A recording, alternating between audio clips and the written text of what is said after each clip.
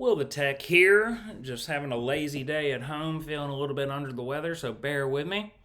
But I was asked to make another video for Palmetto. So I'm wearing my Palmetto shirt in solidarity. I'm one of you guys. And a lot of people ask me, they say, Will the Tech, how do you know so much about the big book? Why are you so attached to Palmetto? And I tell them, because I went through 6 months of shit at Palmetto and it really paid off. And of course, when I talk about shit, I'm talking about super high intensified treatment. It's important, right? So if you feel like you're spinning your wheels or you're not getting enough out of it, go talk to Lauren Beck and tell him, hey, give me some shit, man. All right? Because he will. It'll help out. So we're going to be doing There's a Solution today. We talked about the doctor's opinion. We're pushing Bill's story back to the end with the other stories because that's how I wanted to do it. But we're going to get into the textbook part of this book. So we're on page 17. There is a solution.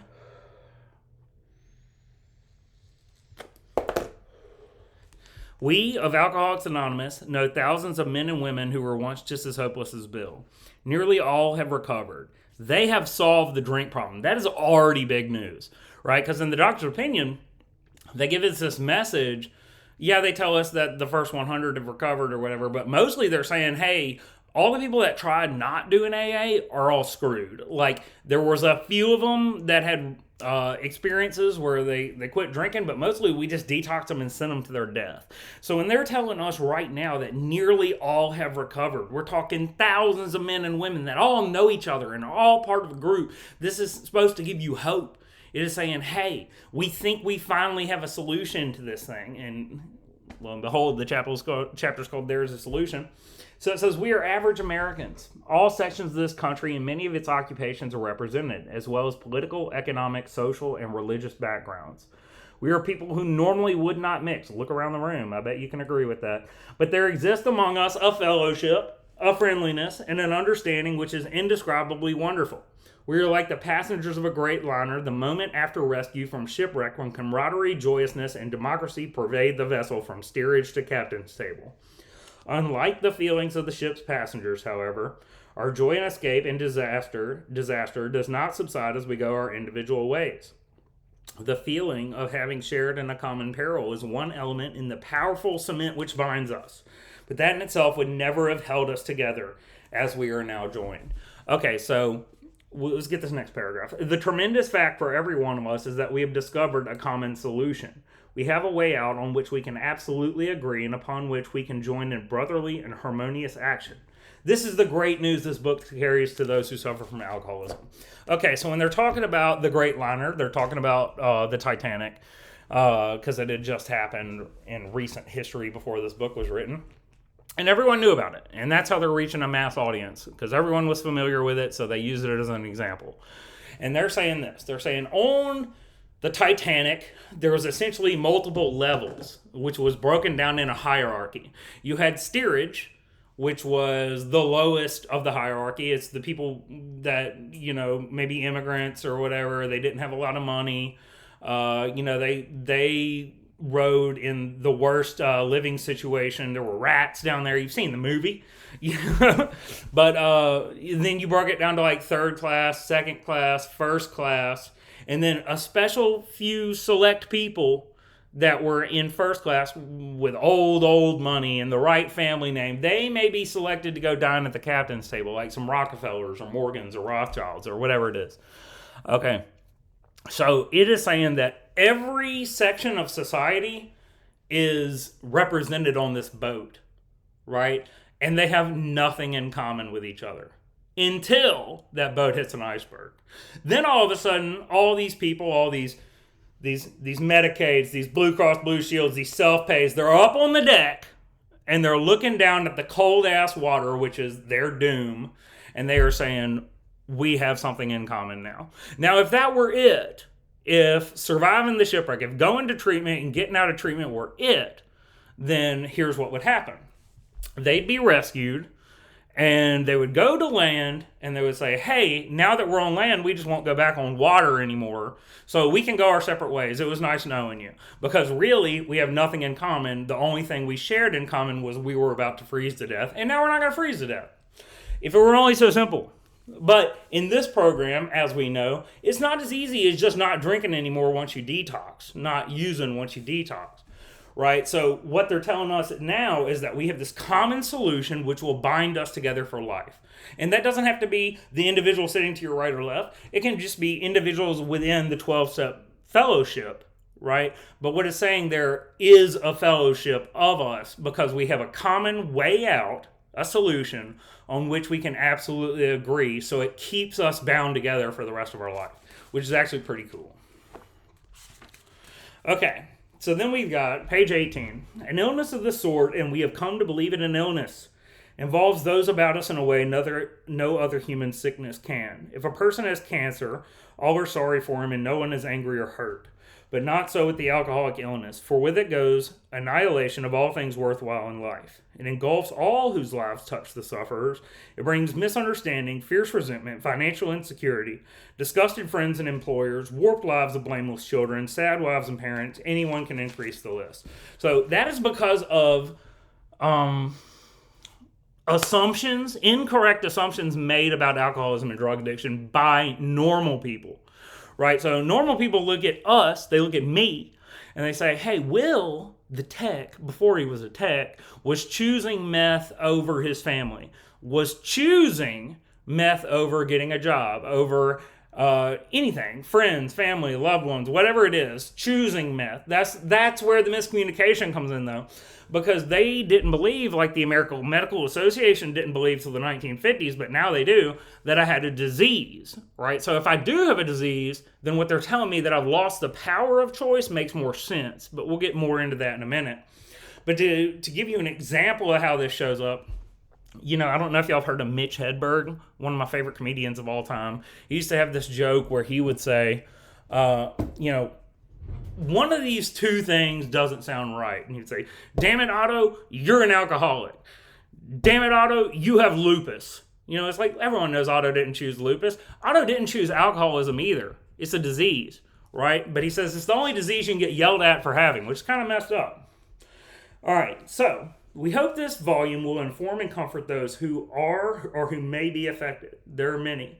Highly competent psychiatrists who have dealt with us have found it sometimes impossible to persuade an alcoholic to discuss the situation without reserve. Strangely enough, wives, parents, intimate friends usually find us even more unapproachable than do the psychiatrist and the doctor. You know, to give you an example, so I when I worked at Brookshire's, I was a manager of Brookshire's of the dairy and frozen department. And I remember I came in one day and I was unloading a truck into a walk-in freezer. And I was pouring sweat, just pouring sweat. Not from unloading the truck either, but from being so loaded on speed. And I remember these were my friends, keeping in mind. And I was on the phone with my family because I knew I was about to get caught. It was so bad. So what do? I go to the doctor and then I tell everybody that I'm a diabetic. I go to the doctor to get tested for diabetes, even though I know I'm not sweating due to diabetes. I know what I'm sweating because of. Then I come back with a doctor's note saying I got tested, and then no one asks if I got my results yet, so I just kind of rolled with the fact that I'm a diabetic forever. This is because in my active addiction, I have to protect my active addiction. Right? Because the last thing I want is to get caught and not be able to get high anymore. If I lose my job, I'm definitely not going to be able to get high anymore because that's how I pay for my habit. So it's like, I'm not willing. Do you think I told the doctor I was on amphetamines? Hell no. I was like, dude, I'm probably pre-diabetic. You've got to help me. You know, also I can get a little note so I can keep getting loaded. And it's just like, that's how it shows up, man. It's like we don't give these doctors, psychiatrists, family members, friends, anybody a fair shake. But then we get to the italics paragraph, which says, but the ex-problem drinker who has found this solution, who is properly armed with the facts about himself, can generally win the entire confidence of another alcoholic in a few hours. And until such understanding is reached, little or nothing can be accomplished. For me, that was Jeff Knowles. That was the first time I was able to get completely honest with somebody, because he told me this story about how he ate like 40 Vicodin, vomited them out at Walmart, then picked them out of the vomit and started eating them again. And I was like, dude, hell yeah. That's exactly the kind of person I am. So I started opening up and telling him the truth about how my addiction looked, right? So that is a promise in this book. And anytime something's in italics, go ahead and, highlight it. Because I won't get into why that's important, but, if it's... Basically, it costs more for them to print back in the 30s if it's in italics. So they want you to highlight it, essentially. But that's a promise. It's telling me, hey, dude, and there's this guy named Mr. Glenn from Second Chances who always talks about this. He says, God could have chose doctors, or your higher power, whoever, could have chose doctors, lawyers, policemen, probation officers. He could have chosen anybody to save alcoholics and addicts. But no, he had this divine purpose where he looks down and he chose you to save someone like you. He chose me to save someone like us. You know what I'm saying? Like, he gave us a purpose. We are the only ones that can reach people like us because we just don't trust normal people with the details, the nitty gritty, because they haven't been through it. They don't understand, and we know that because they've treated us differently our whole life. They thought it was our choice. Okay. That the man who is making the approach has had the same difficulty. That he obviously knows what he is talking about. That his whole deportment shouts at the new prospect that he is a man with a real answer. That he has no attitude of holier than thou. Nothing whatever except the sincere desire to be helpful. That there are no fees to pay, no axes to grind, no people to please, no lectures to be endured. These are the conditions we have found most effective. After such an approach, many take up their beds and walk again. None of us makes a sole vocation to this work, nor do we think its effectiveness would be increased if we did. We feel that elimination of our drinking is but a beginning. A much more important demonstration of our principles lies before us in our respective homes, occupations, and affairs. Excuse me. Okay. All of us spend much of our spare time in the sort of effort which we are going to describe. A few are fortunate enough to be so situated that they can give nearly all their time to their work. If we keep on the way they're going, there's little doubt that much good will result, but the surface of the problem would hardly be scratched. Those of us who live in large cities are overcome by the reflection that close by hundreds are dropping into oblivion every day. Many could recover if they had the opportunity we had enjoyed. How then shall we present that which has been so freely given to us? Sorry, there's a lot of filler in here. Or not filler, but parts that I don't deem explanation necessary. We have concluded to publish an anonymous volume setting forth the problem as we see it. We shall bring to our task the combined experience and knowledge. This should suggest a useful program for anyone concerned with a drinking problem. Okay. Of necessity, there will have to be discussion of matters medical, psychiatric, social, and religious. We are aware that these matters are, from their very nature, controversial. Nothing would please us so much as to write a book which would contain no basis for contention or argument. We shall do our utmost to achieve that ideal. Most of this sense that real tolerance of other people's shortcomings and viewpoints, and a respect for their opinions and attitudes, which makes us more useful to others. Here's an important part. Our very lives as ex-problem drinkers, our very lives depend on the constant thought of others and how we may help meet their needs. Essentially step 12, right? So they say later in the book that the number one offender is resentment, that is resenting other people or places or things, but definitely people too. And then our thought of how we're going to help other people is what saves our life. So one will kill us, how we're going to get even with other people, or how we're miffed at them, and then how we're going to be of service is what saves our life. So there's a little dichotomy for you. Okay. You may already ask yourself, why is it that all of us became so very ill from drinking? Doubtless you're curious to discover how and why. In the face of an expert opinion to the contrary, we have recovered from a hopeless condition of mind and body. If you're an alcoholic who wants to get over it, you may already be asking, what do I have to do? It is the purpose of this book to answer such questions specifically. We shall tell you that what we have done. Before going into detailed discussion, it may be well to summarize some points of view as we see them. How many times people have said to us, I can take it or leave it alone. Why can't he? These are normal people. This is how normal people view this shit. Why can't he? Why don't you drink like a gentleman or quit? That fellow can't handle his liquor. Why don't you try beer and wine? Lay off the hard stuff. His willpower must be weak. He could stop if he wanted to. She's such a sweet girl, I think he'd stop for her sake. The doctor told him if he drank again, it'd kill him, but there he is, all lit up again. See, this is fierce misunderstanding at its finest. This is how normal people view you, okay? That's what they say about you behind your back, essentially. That's what that paragraph is. Now, these are commonplace observations on drinkers, which we hear all the time. Back of them is a world of ignorance and misunderstanding. We see that these expressions refer to people whose reactions are very different from ours. Moderate drinkers. My sister Laura is a moderate drinker. They have little trouble in giving up liquor entirely if they have a good reason for it. They can take it or leave it alone. We already talked about Laura. We talked about Dirty Dave. He's the hard drinker. Okay, he may have had the habit badly enough to gradually impair him physically and mentally, may cause him to die a few years ago before his time, if a sufficiently strong reason, ill health, falling in love, change of environment, or the warning of a doctor becomes operative. This man can stop or moderate, although he may find it difficult and troublesome and may even need medical attention.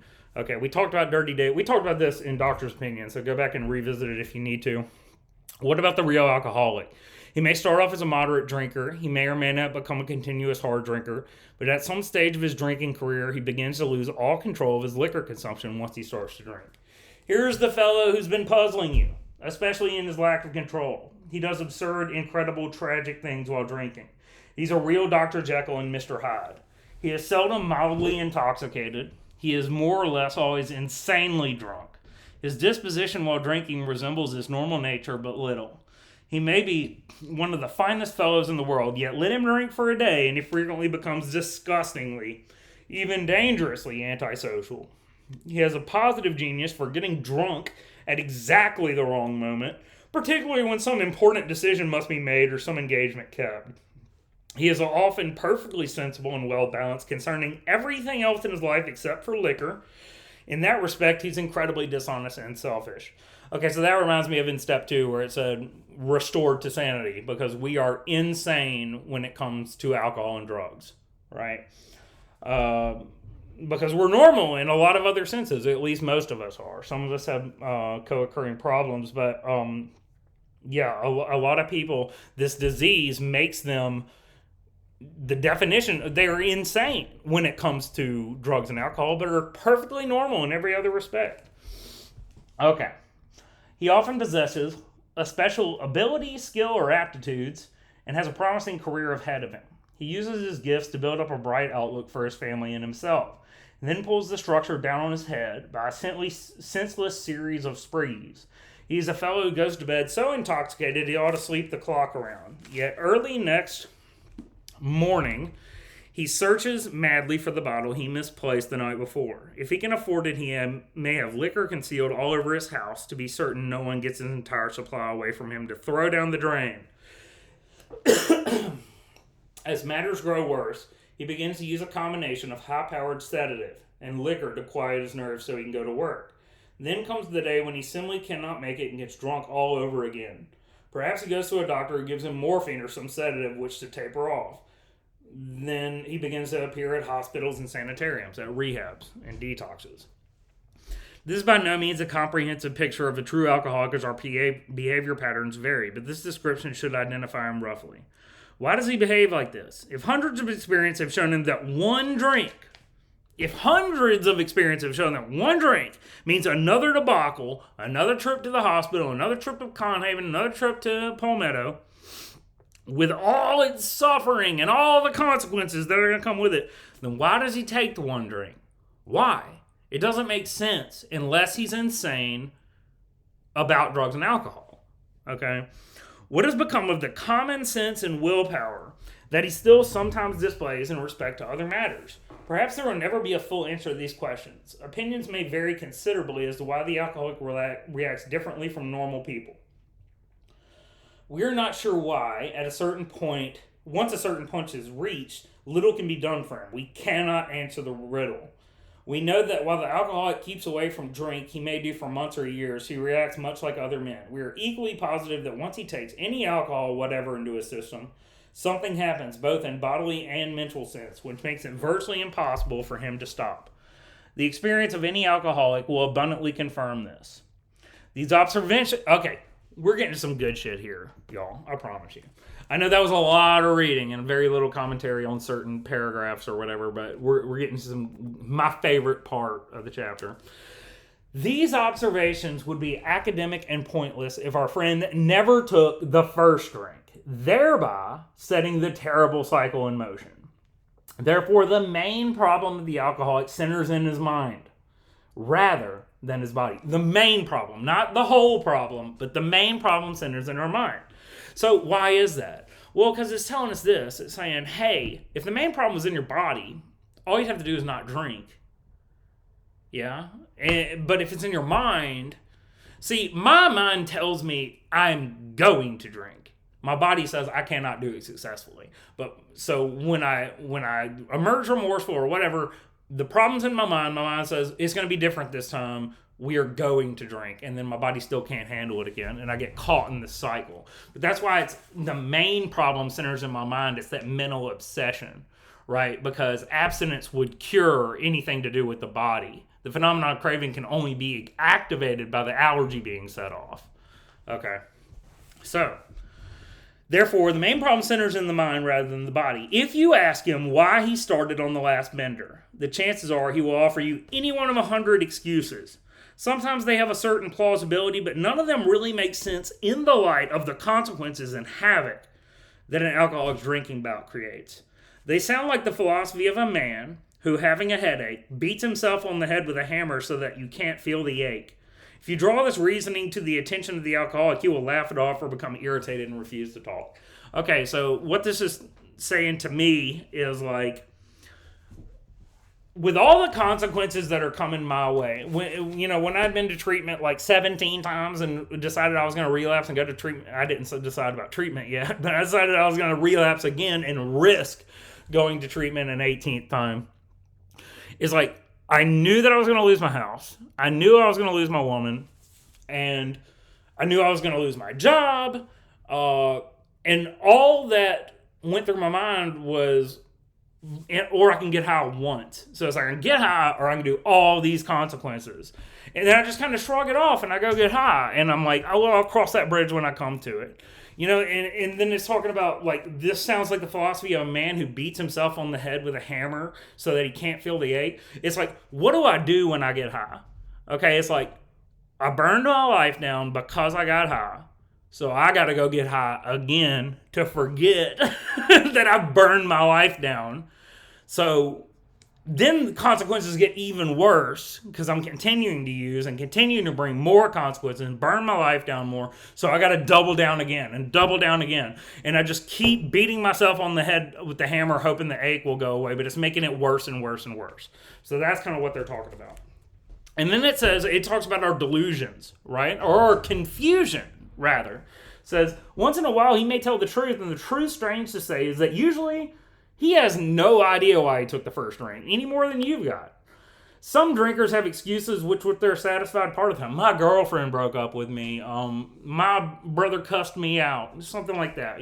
Some excuse. I won the lottery. I deserve it. You know what I mean? Just whatever excuse it may be, which they are partly satisfied. But in their hearts, they really don't know why they do it. So they may say these excuses, but they don't even believe them. Once this malady has a hold, they're a baffled lot. There is the obsession that somehow, someday, they will beat the game, but they often suspect they are down for the count. How true this is, few realize. In a vague way, their families and friends sense these drinkers are abnormal, but everyone hopefully awaits the day when the sufferer will rouse himself from his lethargy and assert his power of will. So everyone's just kind of hoping, like, well, damn, I hope something changes. I hope he changes his mind about this. I mean, that's what our family and friends are thinking, the ones that aren't alcoholics. Hell, we even think that. I thought it. I did. I was like, one day I'm just going to up and quit. And that day is going to be tomorrow. I say that every fucking day. Tomorrow. For real this time. Tomorrow is the day that I quit. The tragic truth is that if a man be a real alcoholic, the happy day may not arrive. He has lost all control. At a certain point in the drinking of every alcoholic, he passes into a state where the most powerful desire to stop drinking is absolutely no avail. The tragic situation has already arrived in practically every case long before it's suspected. The fact is this. The fact is that for most alcoholics, for reason for yet obscure, have lost the power of choice in drink. Highlight all this. Our so-called willpower becomes practically non-existent. We are unable at certain times, this is all real important, we are unable at certain times, not every time, certain times, to bring into our consciousness with sufficient force, okay, the memory of the suffering and humiliation of even a week or a month ago. Now here's the most important line in step 1, I think. We are without defense against the first drink. The first drink. Okay. So I'm going to tell you a story about that paragraph. And what that is me. I used to be a meth and heroin addict, right? So like there was a time I was sitting in Texas and I was thinking about relapsing. And I was, I'd already overdosed like 5 times in the past. Wound up in the hospital 3 days in a row for overdosing, 3 different overdoses, 3 days in a row. And that was just 3 of the 5. And, my family, my dad showed up, tears in his eyes, not in Texas, in Mississippi when I relapsed, showed up, tears in his eyes, got my family calling me, begging me to come home, saying you're going to die, fought the emotional pill, seldom suffices, right? So I'm sitting in Texas like a little while later. It'd been a while since I'd done any heroin, and like I'm thinking about relapsing. So 2 thoughts pop in my mind. The first is all the overdoses. My family sitting at the bed, crying, begging me to live. My everything keeping me sober. I'm in sober living. I'll get kicked out. I'm going to lose my job because I'm going to call no-show. I'm going to lose everything. I'm working in treatment at this point. You know what I mean? So it's like everything is tied in to recovery. But there was this one time I did heroin, the first time actually, and I watched this movie Shadows. It was pretty good. So I'm going to weigh those 2 things. And in my drug addict mind, I'm going to be like, well, it's like we don't know that I'm going to overdose again and I'm going to lose everything. I mean, probably. But do you remember how fun it was watching Shadows? Let's fucking do that. I want to watch a movie tonight. You know what I mean? So it's like I can recall all the suffering and humiliation. I just can't recall it with sufficient force. When I weigh them out, Shadows is going to win every time for some reason. It's because I'm insane, right? A normal person does not think that way. But if you can relate in some way with your own story of some stupid delusion or stupid trivial memory outweighing the consequences that, hey, I may lose my life or at least burn it down, then you're an alcoholic and a drug addict like I am. All right, let's check the time. 27. All right, let's keep going. The almost certain consequences that follow taking even a glass of beer do not crowd in the mind to deter us. If these thoughts occur, they are hazy and readily supplanted with the old threadbare idea that this time we shall handle ourselves like other people. There's a complete failure of the kind of defense that keeps one from putting his hand on a hot stove. So that is talking about the middle of session, which I told you that other line's the most important with step 1. We were without defense against the first drink from the paragraph before. Here's why that's so important. Because I always thought it's just like what we talked about on that other paragraph when it was talking about the guy who beats himself on the head with a hammer, but the earlier part of that paragraph. The problem centers in my mind. So if the problem centers in my body, I'm without defense against the second drink. And I understood that for the longest time. I was like, if I take the first drink, if I take the first drug, I'm definitely going to do more. But I kept thinking that I had a choice on whether I did the first one. And the fact of the matter is, I never had a choice. Or at least once I crossed a threshold, I did not have a choice anymore. In my adult life, I never had a choice. I was going to use. It was a foregone conclusion, right? So the way that my disease shows up is I'll be like, I'm not doing drugs because I'm sick of consequences. And then I'll be near drugs, or I'll decide I'm bored, or I'm restless, irritable, discontented, whatever it is. I'm going to change my mind. I'm going to change my mind at the last second. I'm going to do drugs, and then I'm going to emerge remorseful. And then for a while, I'm not going to do drugs until I change my mind again. Why am I changing my mind? Because I am powerless over drugs and alcohol. I do not have a choice. The choice is I am going to do them. So I've got to find something bigger than me. There's solution chapter 2. Something outside of me to give me the power to say no. To give me a daily reprieve against this mental obsession. Because the mental obsession is the heavyweight champion of destroyers. And it will always win. The only thing that can beat it is a higher power. So I can't win is what I'm saying. I'm 0-18 against this thing. But my higher power can beat it 100% of the time. But the question is, am I going to fight for myself, or am I going to let my higher power step in? Okay. Where are we? The alcoholic may say to himself in the most casual way, it won't burn me this time, so here's how. Or perhaps he doesn't think at all. How often some of us have begun to drink in a nonchalant way, and after the third or fourth pounded on the bar and said to ourselves, for God's sake, how did I ever get started again? Only to have the thoughts of playing about, well, I'll stop with the sixth drink. Or what's the use anyhow? Yeah, it's just like the old thing we talked about in the doctor's opinion. One works so good. I'm only going to drink one. And then I drink one, and that works so good because I haven't drank a second one yet that I might as well drink one more. Who drinks one beer? It takes 2 to get going. You know what I mean? So I'm going to drink 2. Well, 2 works so good, I might as well drink 4. Well, I already fucked up and drank 4. I might as well drink 8. You know what I mean? It's just going to change in my mind. My mind's going to change its reasoning over and over and over. But it was a foregone conclusion at the beginning. I was going to take the first one, and then I was going to do it until I was physically removed from the substance. Just look at it like a Microsoft Excel spreadsheet. Going to get drunk, did get drunk, continued to get drunk. And then all these justifications I tell myself to try to put annotations on those Excel spreadsheets. Well, spreadsheets don't give a shit about annotations. You know what I mean? All right, when this sort of thinking is fully established in an individual with alcoholic tendencies, he probably has placed himself far beyond human aid, and unless locked up, he may die or go permanently insane. These stark and ugly facts have been confirmed by legions of alcoholics throughout history, but for the grace of God, there would have been thousands more convincing demonstrations. So many want to stop but cannot. Okay, so what we're going to do is we're going to read this next page, and then I'm going to give you the breakdown of Rolling Hazard because I know that my time is running a little short and we wouldn't finish otherwise. But I don't want to do a 2-parter because one of them would be like 10 minutes.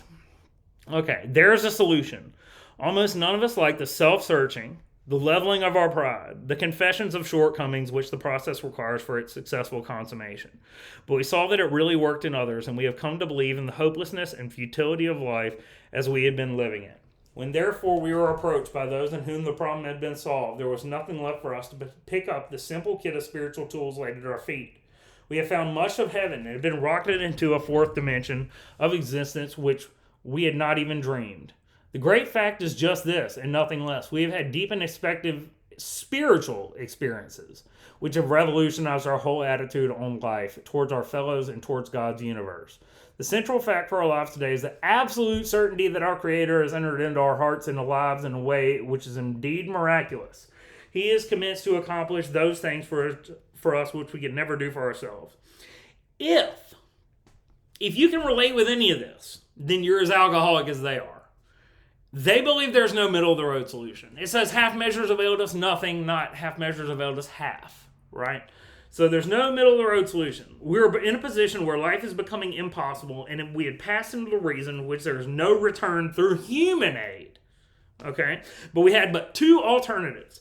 One was to go on to the bitter end, blotting out our consciousness of our intolerable situation as best we could, and the other to accept spiritual help. For a long time I hated spirituality so bad, I was like, well, I guess I'll just go on blathering out my intolerable consciousness as best I can. But, it came a point where I realized, I was wrong, but I thought that I just wasn't ever going to die from this thing. So, I couldn't live the way I'd been living any longer. I had always planned on just dying and that being the end of it. But I kept living through overdoses and misery and meth addiction and shit. So, what I did was I finally kneeled down and said, take this from me. Take this from me. I don't care who's out there, take this from me. And I'll just start doing what people tell me to do. Right? Because these people have done it before, so if it worked for them, it'll work for me if I do what they did, right? I got to stop cherry picking what I'm going to do out of this program, and vetoing shit I don't like. Okay. So we get to the American Businessman, which is Roland Hazard. Roland Hazard, and remind me to tell you about religio versus spiritus. But Roland Hazard is an American businessman who's actually part of the Oxford group. He goes to try to get Sigmund Freud as his psychiatrist because he's he's living an alcoholic life and he's afraid he's going to die. Freud's too busy. Goes to Alfred Adler, Freud's student. Adler's too busy. Goes to Carl Jung. Goes to Carl Jung. Carl Jung's not too busy. He's expensive, but Roland Hazard is super rich. So he was the captain stable kind of guy. So he pays for Carl Jung to work with him for 1 year. So he goes to Europe, and he works with him for 1 year, and he thinks that he's got his mind defended now.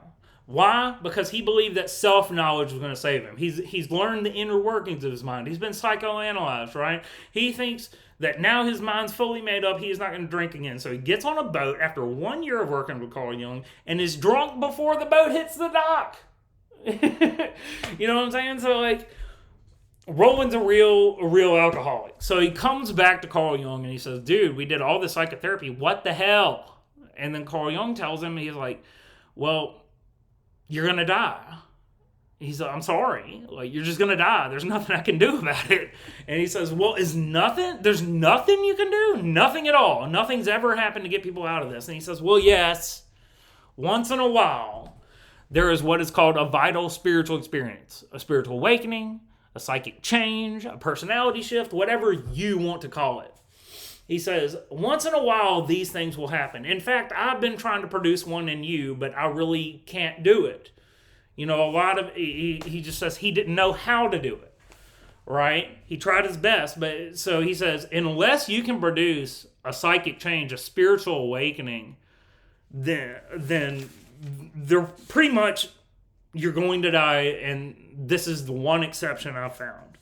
So it says, upon hearing this, our friend was somewhat relieved, for he reflected that, after all, he was a good church member. This hope, however, was destroyed by the doctor telling him that while his religious convictions were very good, in this case, they did not spell the necessary vital spiritual experience.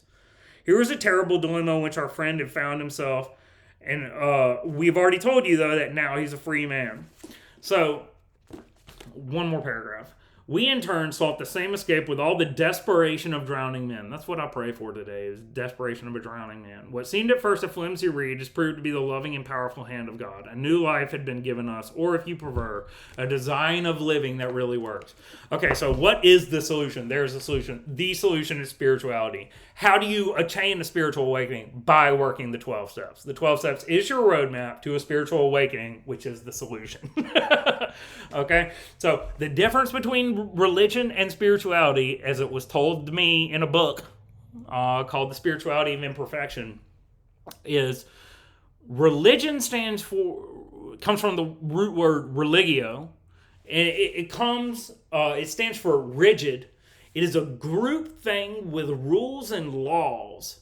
A group thing that connects to a higher power based on a lot of people, and it's their relationship, the group's relationship with this higher power. It has rules, laws, traditions, so it's rigid.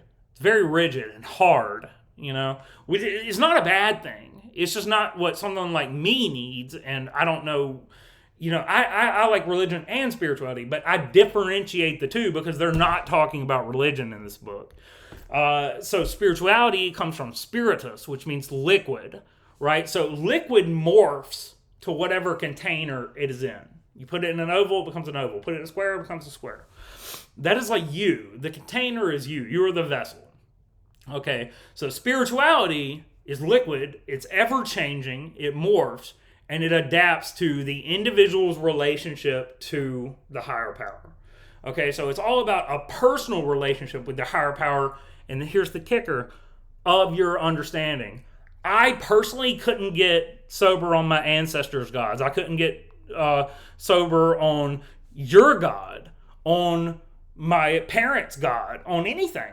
It only worked for me when I was just like, you know what, enough. I'm going to go seek out for myself what this thing's all about. And that reminds me of one story I'll tell you, and then we're done.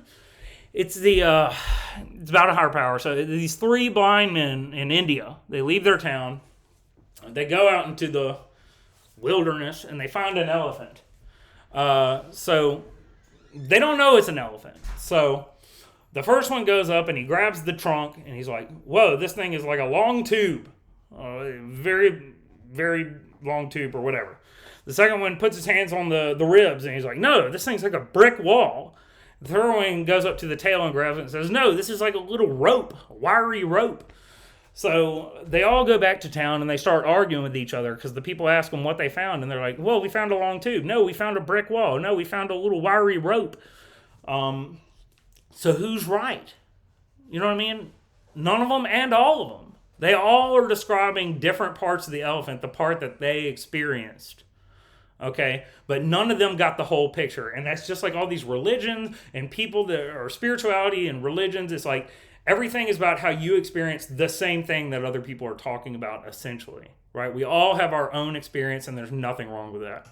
All right, guys. I hope y'all enjoyed this video. Sorry about the time crunch and everything. And I hope y'all have a good day.